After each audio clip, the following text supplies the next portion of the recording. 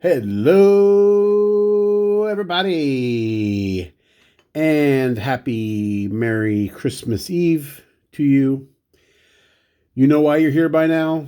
Episode 3, Best of 2022. This is the vintage pickup. I focused very heavily on vintage this year. I've sort of shifted away from being a hybrid collector, although I do still collect modern.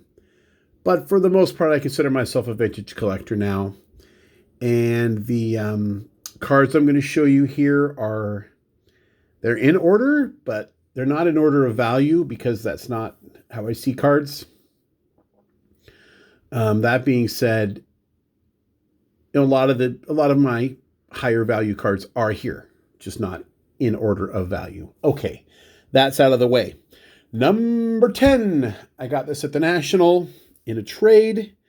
This is 1938 Churchman's Jack Johnson, and it's one of the first boxing sets that featured actual photos, and it had a lot of retired stars in it. Not super hard to find, but also not super cheap because it had so many retired stars and all-time greats. Happy to have that. That is not the only Jack Johnson card you will see today. Number 9, this multiplayer 1958 Topps Fence Busters, Dale Crandall, Ed Matthews, Hank Aaron, Joe Adcock. Got this just a couple of weekends ago at a show. Practically stole it from the guy. And any card with a Hank Aaron and Ed Matthews and other legends on it, happy to own. I've noticed this year, 2022, a big upswing in people interested in multiplayer cards. So if you're like a speculator type and you want to get out in front of that, start looking at those cards more heavily. Me, I'll just keep getting what I like. So that'll work out for me either way. But really happy to have this one. And this is not the only Joe Adcock card you'll see today. And you want to know how I know? Because number 8 is the 52 Bowman Joe Adcock.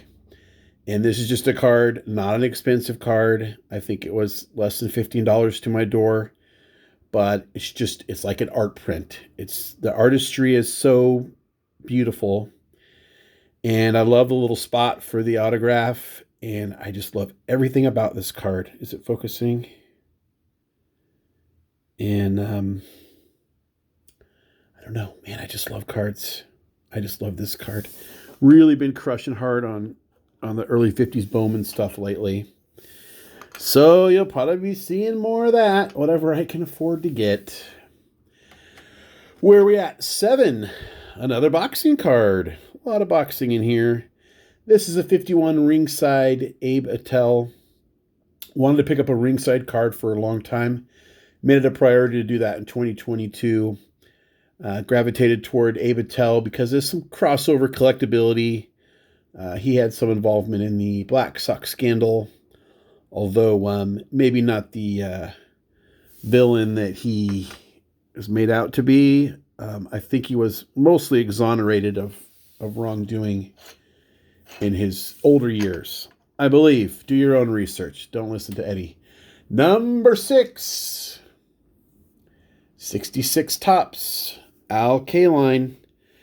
And a couple things I like about this card. It's from Double D Dylan's collection. Came in my League Leaders box, and it was cool to open it. I was chasing that mantle. I don't know who ever got it, but, I saw the 66, and, there's that nanosecond where you think, maybe I did it. But I was still happy to get this card. And I really like the big 6 on his shoulder. My eyes keep getting drawn right to that big old 6 on Al's shoulder. And I like Al Kaline. I was fortunate enough to get him TTM a couple times before he passed away. So he was a great guy. Number 5. This is probably one of the older cards I got this year. I think it's It's one of those sets where they give you a range and then you got to figure out when it was printed. But 1910-ish Colgan's chip Ed Summers who was a knuckleball pioneer. And this is actually a variation. There's two of these. This is called a white uniform. There's another one where he's down further and you can't see his uniform at all except his collar. And usually the print is running off the edge of the chip. And anyway, this was a really good copy. I did spend decent money on it for myself, but it's a really nice copy. And these came in little tins with round gum. And John Mangini has a tin, and Four Leaf has a tin. And I might need to get one. I don't know, but really happy to have this knuckleball pioneer. One of the really four guys that's sort of credited with developing the pitch in the early days. Ed Summers. Number 4. Three of these last 4 cards I went specifically to get at the National. They were on my list to get. And I told myself I wouldn't get it unless it was the right card at the right time for the right price. And so I was able to do that with the 74 Hank Aaron number 1. Showed this a couple videos ago when I was talking about condition because it's slightly diamond cut. Don't bother me. Don't bother me. Fine by me. Still a great copy. Still really honored to have it. And for those of you that aren't in the know, this was printed before Hank broke the all-time home run record. He was just a couple shy.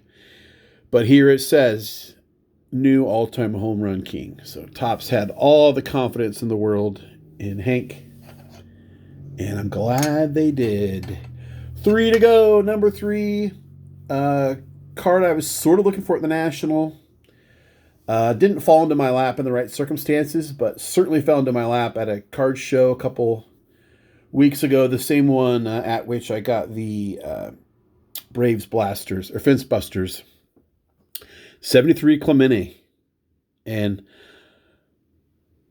there's a lot that I like about this card. I always love spring training cards, but mostly I love that it's full career stats.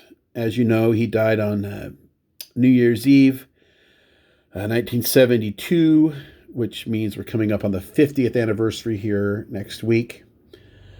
But Topps still issued this card. I imagine it was already printed and just getting wrapped up. But there you have exactly 3,000 hits. And a lot of times as a hobbyist, you maybe forget that your knowledge can be important. I don't know. I guess I fall into the trap of thinking, well, people already know this stuff. But I got this at the show, and I take it up to Flying Dutchman Cards, shout out. And I say, yeah, I just got this Clemente I've been looking for $5. You know, basically the shipping if I were to get it online. And I said, I love this card because it's got his full career stats. And then the guy that was running the table that we were standing in front of was like, what's that again? And I was able to give him his history on this card that I just sort of figured people knew. But they don't always know. Share your knowledge. Number 2 and 1. I had to flip a coin. I didn't want to do the tie again like I always do with my favorite all-time card. I wanted to get something on the list, so I had to flip a coin. I told you you'd be saying Jack Johnson again. Another one I went to the show to get, as long as it was the right copy and the right time. It was raw when I bought it. But this is the T218 Jack Johnson side view. It was marked at $250. Got it for $2. There's some paper loss here. There's some other creasing.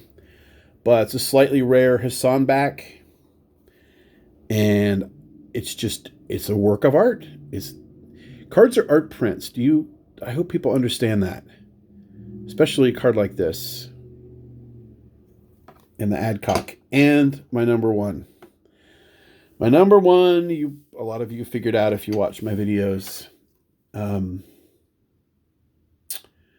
Again, had to be the right copy at the right time and it was. And I was able to find it. And it was early on the first day, and I was worried, did I buy it too soon? And I said, no, I feel like I want to get it now, so I'm going to pull the trigger now. And my Harvey Haddix rookie, 53 tops, higher number card, and another card that I submitted to get graded. It was raw. Very happy to get it. And this one comes with a quick story. As someone who collects commons frequently for player collections, and especially for vintage, you don't get the glitz and glamour of, if I got a Clemente rookie and I made a video about it, well, that's going to get a lot of clicks and people are going to say they love it and this and that. But with someone like Haddix, maybe not so much. And that's fine. I don't collect for other people. I collect for me. But it's toward the end of the first day, and I'm walking around with Four Leaf, and he spots Brian Roth, and they start talking about the exhibits, the Jackie exhibits that Four Leaf got from him. And they're looking at it and this and that. And I pull this out of my pocket and start re-admiring it like you do.